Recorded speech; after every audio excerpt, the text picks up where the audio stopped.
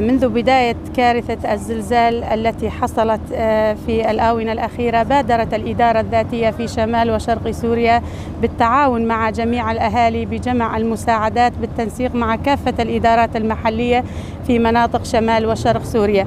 ونأمل من جميع الجهات التعاون مع الإدارة الذاتية بهدف الإنسانية، فجميعنا يعلم بأن مناطق الشهباء وشيخ مقصود والأشرفية هي خاضعة لحصار قاسي جدا، وهي تخضع لكارثة إنسانية ما قبل حدوث الزلزال الأخير.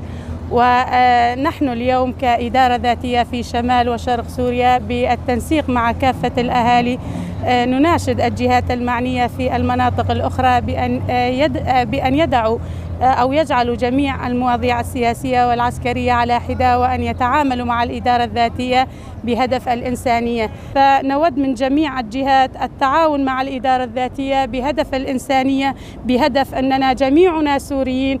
ونعيد نحن باسم الإدارة الذاتية نقولها دائما وأبدا بأننا نحن سوريين، ونحن متكاتفين ومتعاونين مع جميع الجهات السورية، توحيد قلوب السوريين وتكاتف السوريين مع بعضهم البعض بهدف الإنسانية، بهدف الأخلاق، بهدف التآخي والمحبة والسلام.